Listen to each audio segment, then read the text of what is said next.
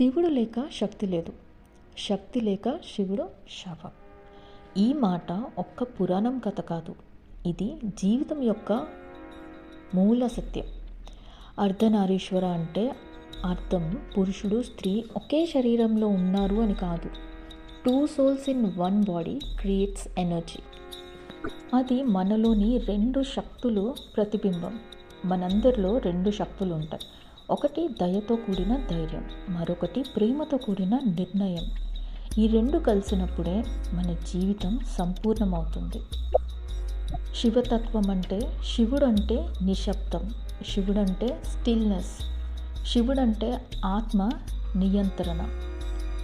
జీవితం ఎంత కల్లోలం చేసినా మన మనసు ప్రశాంతంగా ఉండగలగడం అదే శివతత్వం. సముద్ర మథనంలో విషం వచ్చినప్పుడు శివుడు దాన్ని ప్రపంచంపై విసరలేదు, తన కంఠంలోనే నిలబెట్టుకున్నారు. అది మనకు ఒక స్ట్రాంగ్ సందేశం. జీవితం మనకు విషాన్ని ఇస్తుంది, అనుమానం, బాధ, మోసం, ఒత్తిడి. కానీ ఆ విషయాన్ని మనం హృదయం లోపల దిగనివ్వకుండా దాన్ని ద్వేషంగా బయటకు విసరకూడదు. అవగాహనతో నిలబెట్టుకోవాలి. అదే శివ చైతన్యం.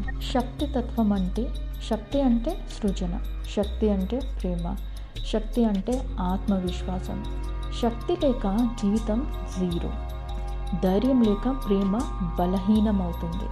అందుకే అర్ధనారీశ్వర తత్వం చెప్తుంది, నీ లోపలున్న బలాన్ని అంగీకరించు, నీ లోపలున్న సాఫ్ట్నెస్ని కూడా అంగీకరించాలి. బలంగా ఉండటం అంటే కఠినంగా ఉండటం కాదు, సున్నితంగా ఉండటం అంటే బలహీనంగా ఉండటం కాదు. రెండింటిని బ్యాలెన్స్ చేయడం సంపూర్ణత. మహాశివరాత్రి మనకు నేర్పేది బయట ప్రపంచాన్ని గెలవకముందు మన మనసును మనమే గెలుచుకోవాలి. ఇతరుల మీద ఆధారపడకముందు మన మీద నమ్మకం మనమే పెంచుకోవాలి. సమాజం నియంత్రించక ముందు మన జీవితం మీద మనమే అధికారం తీసుకోవాలి. నా జీవితం నా బాధ్యత అని నేర్చుకోవాలి. ఈ మహాశివరాత్రి భక్తిగా మాత్రమే కాకుండా బలంగా మారండి.